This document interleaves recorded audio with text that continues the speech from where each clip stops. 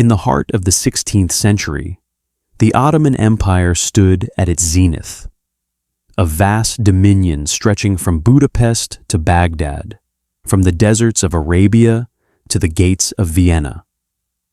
At its helm, Suleiman the Magnificent, the Sultan of all sultans, the lawgiver, the most powerful man of his era.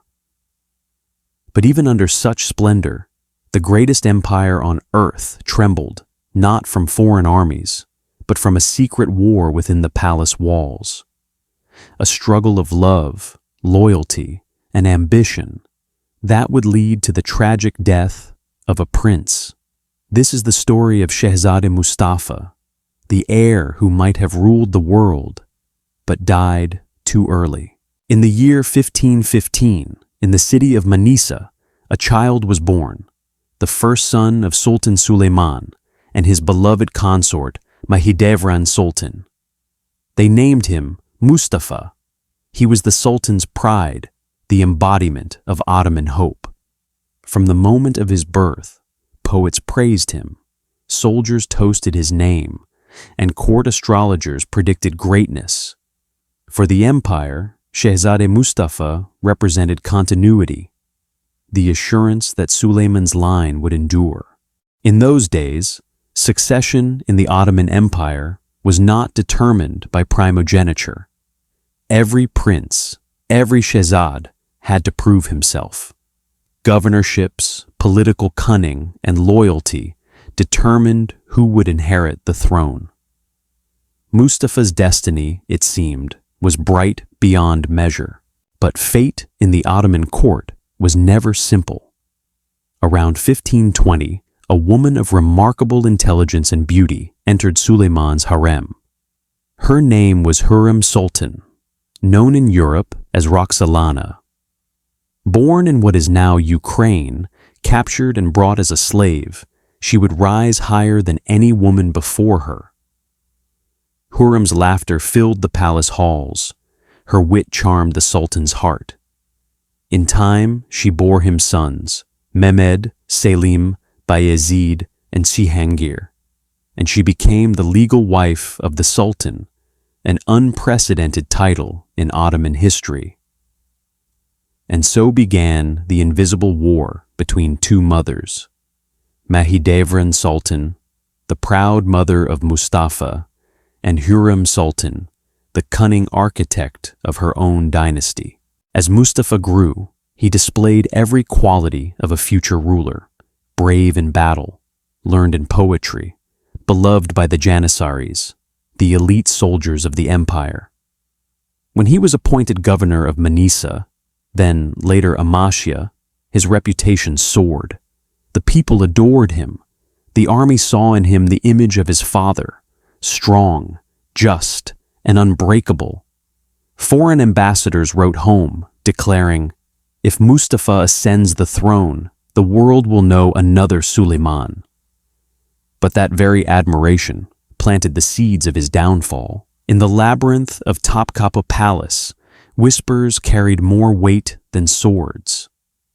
Hürrem Sultan, now the most powerful woman in the empire, feared for her son's futures.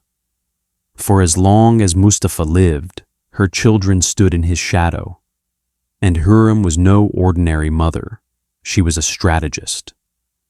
By her side stood her loyal ally and son-in-law, Rustam Pasha, the Grand Vizier, a man of immense wealth and subtle cruelty. Together, they began to weave a web of rumors and intrigue, whispers that Şehzade Mustafa sought his father's throne.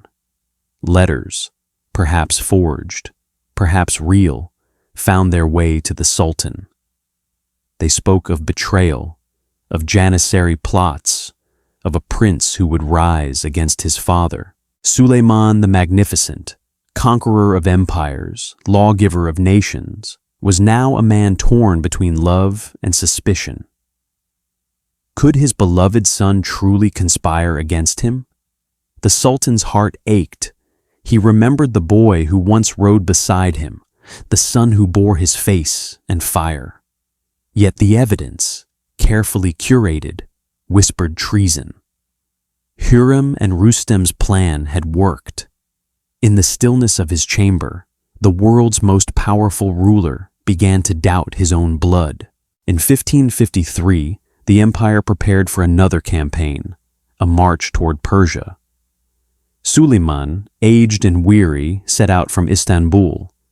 At his side was Rustem Pasha. Rumors spread that Mustafa might be called to lead the army, or to be tested by his father.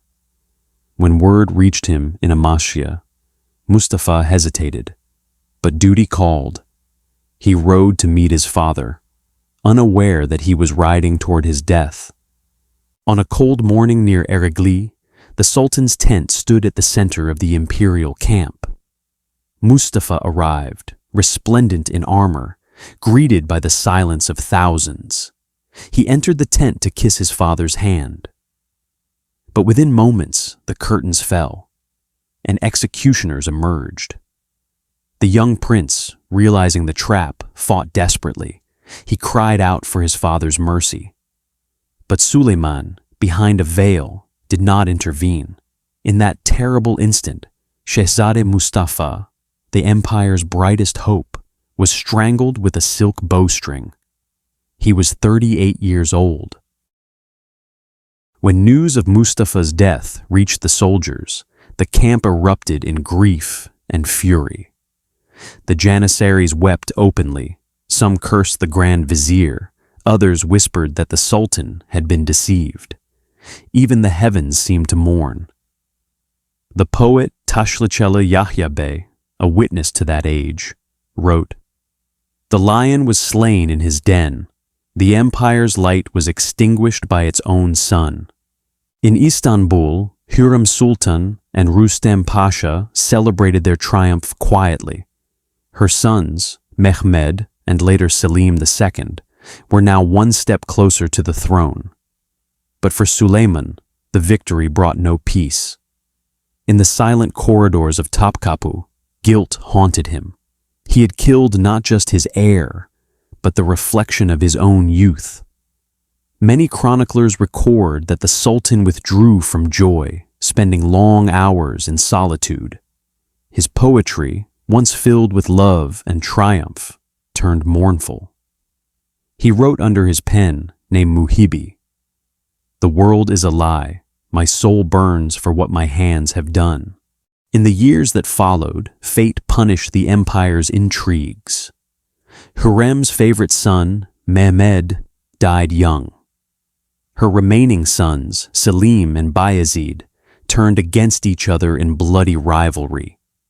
The Ottoman throne that Mustafa might have unified was now divided by jealousy and betrayal. When Suleiman died in 1566, the empire passed to Selim II, remembered as Selim the Sot, a ruler of wine and pleasure rather than conquest and justice. And thus, many historians have wondered, had Şehzade Mustafa lived, would the empire's golden age have endured longer? Today, in the quiet city of Bursa, lies the tomb of Şehzade Mustafa. Visitors still come, leaving flowers and prayers, mourning a prince who never reigned. To the people of his time, Mustafa became a symbol of innocence destroyed by palace intrigue, of potential loss to ambition. His story echoes through Turkish literature, Ottoman songs, and modern television dramas alike. From Muhteşem Yüzyıl to the pages of history, Mustafa remains the eternal heir, the prince who died too early. Centuries later, historians still debate the truth. Was Şehzade Mustafa truly plotting rebellion? Or was he the innocent victim of Hürrem's ambition and Rustem's deceit? Did Suleiman act out of necessity? Or was he blinded by paranoia? We may never know. But the echoes of that fateful morning at Eregli continue to haunt the legacy of the Ottoman Empire. If history is written by the victors, then remembrance belongs to us all. Şehzade Mustafa's life may have ended in tragedy, but through memory he lives on, in every story told, in every question asked about power and betrayal. This was the story of Şehzade Mustafa, the prince who died too early.